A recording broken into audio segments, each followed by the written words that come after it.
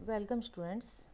आज के video tutorial के अंदर हम कंस्ट्रक्टर और डिस्ट्रक्टर का ऑर्डर ऑफ इन्वोकेशन किस तरह से ये इन्वोक होते हैं ड्यूरिंग द एग्जीक्यूशन, इसके बारे में हम डिस्कस करेंगे। Order of constructor and destructor call in C++। Whenever we create an object of a class, the default constructor of that class is invoked automatically to initialize the members of the class। ठीक है, जब भी कोई constructor हम बनाएंगे किसी भी class का, जैसे ही हम उसका ऑब्जेक्ट क्रिएट करेंगे तो वो ऑब्जेक्ट इनिशलाइज हो जाएंगे।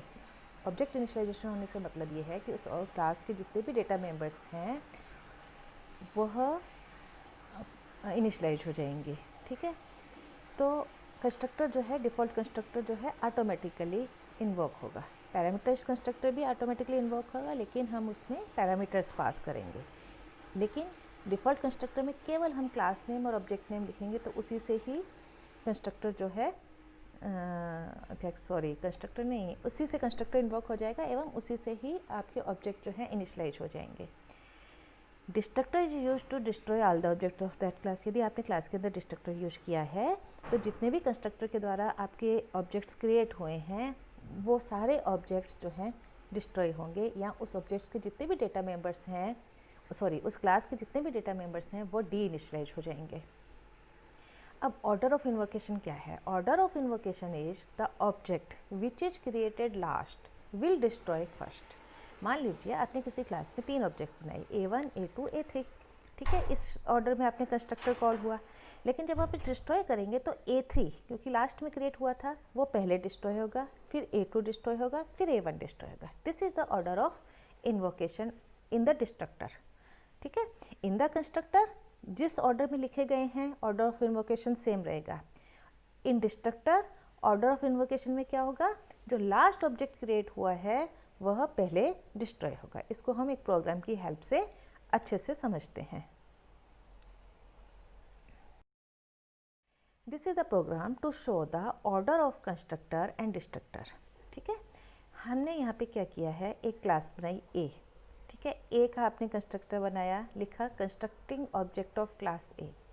फिर इसी का आपने डिस्ट्रक्टर बनाया, destroying the object of class A।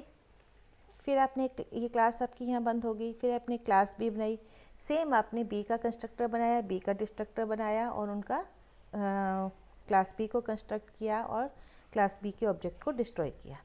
इसी तरह से फिर क्लास B का ये सेमीकोलन लगाया आपने, ये क्लास यहाँ ओपन हुई या बंद होगी, A क्लास ओपन हुई बंद होगी। इसी तरह से C क्लास यहाँ ओपन हुई या बंद होगी, और इसमें भी C में भी हमने वही काम किया है जो हमने A और B क्लास के लिए किया है। अब हम मेन प्रोग्राम में आते हैं। Clear screen. ए क्या है आपका क्लास का नेम, इसके 2 ऑब्जेक्ट बने A1, A2। फिर B क्या है आपका क्लास का नेम, B क्लास का एक ऑब्जेक्ट बनाया है B1। C का आपने 2 ऑब्जेक्ट बनाए C1 और C2। अब आप ध्यान से देखिए बच्चों, order of invocation of constructor क्या होगा। कंस्ट्रक्टर सबसे पहले A1 का कॉल होगा, A1 का कंस्ट्रक्ट करेगा, फिर A2 के लिए, फिर B1 के लिए, फिर C1 के लिए, C2 के लिए। मीन्स इसका ऑर्डर कंस्ट्रक्टर का इन्वोक होने का वही होगा जिस ऑर्डर में आपने इनको लिखा है। ठीक है, और जब डिस्ट्रॉय होंगे वह जो C2 ऑब्जेक्ट जो लास्ट में बना था वो पहले डिस्ट्रॉय होगा, फिर C1 ऑब्जेक्ट डिस्ट्रॉय होगा, फिर B1 ऑब्जेक्ट डिस्ट्रॉय होगा, फिर A2 होगा, A1, जस्ट रिवर्स प्रोसेस। ठीक है, ये हम एक नॉर्मल प्रोग्राम में समझ रहे हैं। नेक्स्ट स्लाइड्स के अंदर हम इनहेरिटेंस में देखेंगे कि किस तरह से ऑर्डर होता है। ये एक नॉर्मल, जब आपने कोई इनहेरिटेंस यूज नहीं किया है, सिंपल अलग अलग क्लासेज बना रखी हैं, तो order of constructor, order of invocation in constructor जो होगा वह जिस तरह से ऑब्जेक्ट लिखे गए हैं उसी तरह से होगा, लेकिन डिस्ट्रक्टर का जो ऑर्डर होगा वह रिवर्स होगा, जस्ट रिवर्स प्रोसेस होगा। आप इसका आउटपुट देखें। A1 के लिए 2 बार आएगा, A1 और A2 हैं तो 2 बार आएगा constructing the object of class A, constructing the object of class A। फिर आपका B1 ऑब्जेक्ट मतलब बना है B क्लास के लिए, तो इसके लिए आएगा constructing object of class B। फिर आपके 2 ऑब्जेक्ट C1 और C2 हैं तो उनके लिए ऑब्जेक्ट क्रिएट होंगे constructing object of class C, constructing object of class C। Means A1, A2, B1, C1, C2। ठीक है। और इतना आउटपुट आने के बाद में जब आप एंटर की करके मेन प्रोग्राम में अंदर आ जाएंगे और फिर आप F5 की प्रेस करेंगे तो आपका ऑब्जेक्ट डिस्ट्रॉय होने शुरू होंगे। तो आप देखें जो लास्ट जो ऑब्जेक्ट कंस्ट्रक्ट हुआ था वह पहले डिस्ट्रॉय होगा। जस्ट रिवर्स है, जैसे A, B, C, output just उल्टा है, C, C, B, A, ठीक है। तो डिस्ट्रॉय जस्ट रिवर्स ऑर्डर में जो है इन्वोक होंगे।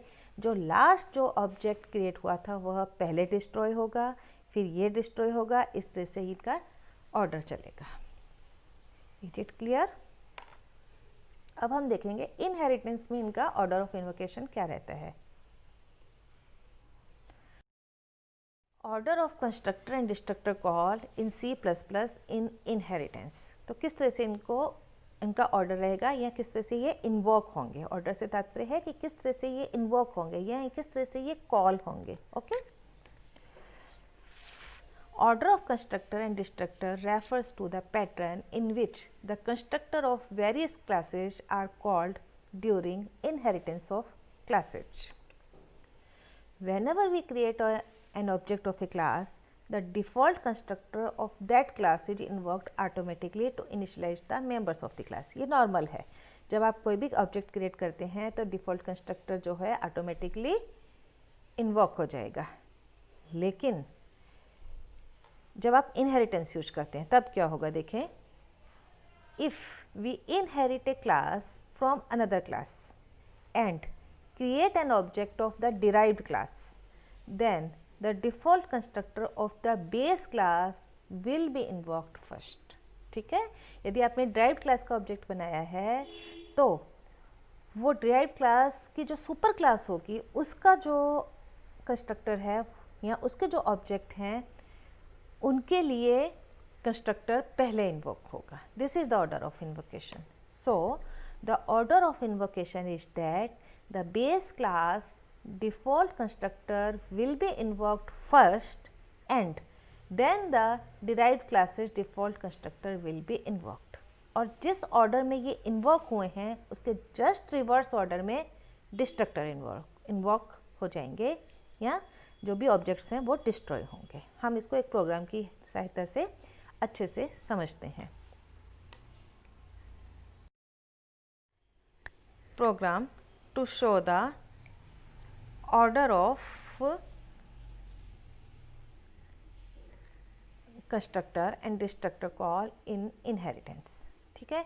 यहाँ पे आपने प्रोग्राम लिया include stdio.conio.h और include iostream.h, क्लास बनाई सुपर। ये हमने एक इनहेरिटेंस का एग्जांपल लिया है, इसको हम 5th यूनिट में हम देखेंगे। यहाँ पे एक क्लास बनी है सुपर, ये this is the base class और सब क्लास क्या है, डिराइव्ड क्लास है सुपर की। डिराइव्ड क्यों कहते हैं इसको, क्योंकि ये इसको हमने सुपर क्लास को इसके अंदर इनहेरिट किया है। ठीक है। सुपर क्लास का कंस्ट्रक्टर बनाया, कंस्ट्रक्टिंग सुपर क्लास, बिल्कुल बेसिक और सिंपल एग्जांपल लिया है आपको एक्सप्लेन करने के लिए। फिर सुपर क्लास का आपने डिस्ट्रक्टर कॉल किया, लिखा that is distracting super class. ठीक है। फिर आप यहाँ आए क्लास सब पब्लिक सुपर, यहाँ पे सब में भी आपने सब क्लास का कंस्ट्रक्टर बनाया और सब क्लास का डिस्ट्रक्टर बनाया। अब आप मेन प्रोग्राम के अंदर आते हैं। मेन प्रोग्राम में आपने लिखा क्लियर स्क्रीन सब A1। आपने किसका, डिराइव्ड क्लास का ऑब्जेक्ट बनाया A1।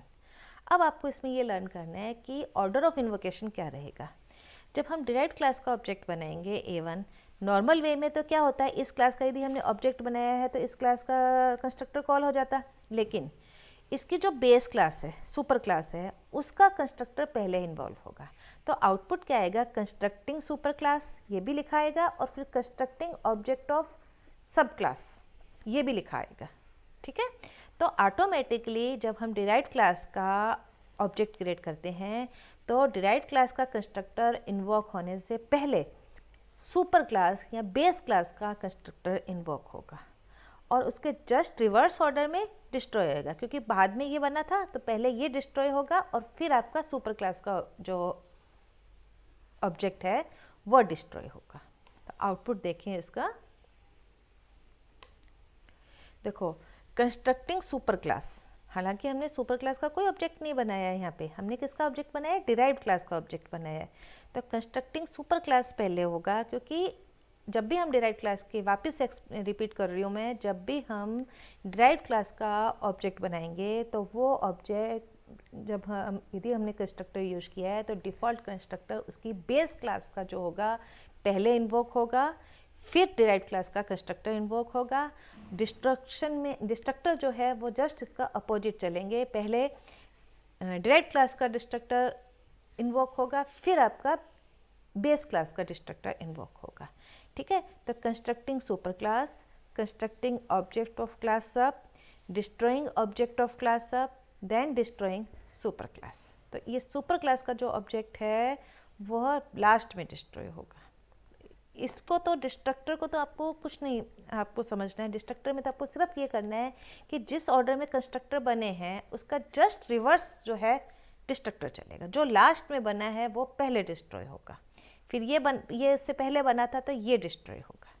ठीक है, मेन चीज़ आपको कंस्ट्रक्टर में समझनी है, कंस्ट्रक्टर में बेस क्लास का जो ऑब्जेक्ट है वो पहले इन्वोक होगा।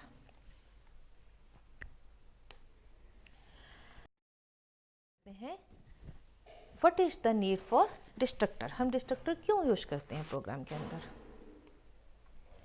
Destructors are usually used to deallocate memory and do other cleanup for a class object and its class members when the object is destroyed. जब ऑब्जेक्ट डिस्ट्रॉय होता है तो सारा क्लीनअप प्रोसेस जो है that is done by the destructor.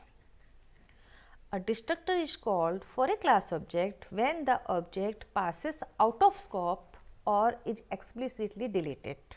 ठीक है, जब आप उसको डिलीट करते हैं ऑब्जेक्ट को किसी भी ऑपरेटर के थ्रू, डिलीट ऑपरेटर के थ्रू, या यदि उसका स्कोप ख़त्म हो जाता है जब आप प्रोग्राम से बाहर निकल रहे हैं, तब डिस्ट्रक्टर जो है क्लास ऑब्जेक्ट का कॉल होता है।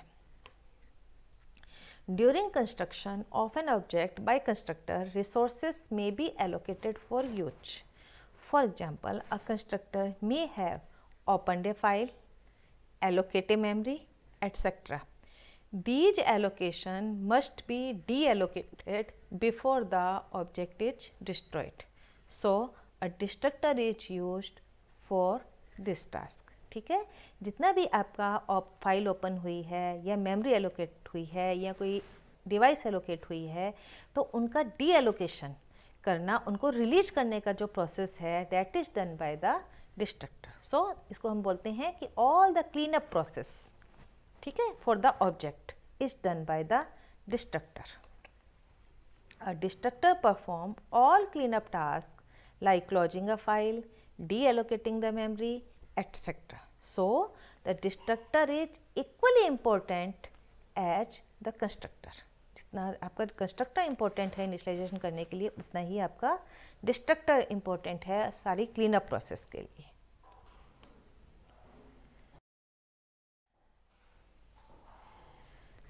थैंक यू बच्चों, ये आज का टॉपिक आपका था डिस्ट्रक्टर। तो यूनिट 4 के जो इम्पोर्टेंट टॉपिक थे वो आपका कंप्लीट हो गए हैं। आपका कंस्ट्रक्टर के टॉपिक सारे कंप्लीट हो चुके हैं, टाइप ऑफ कंस्ट्रक्टर हो चुका है, इसी तरह से डिस्ट्रक्टर के भी जो टॉपिक थे वो कंप्लीट हो चुके हैं। तो इस तरह से आपकी ये यूनिट 4 आपकी कंप्लीट होती है। अब हम नेक्स्ट जो वीडियो ट्यूटोरियल है उसमें हम यूनिट 5 को डिस्कस करेंगे। Thank you.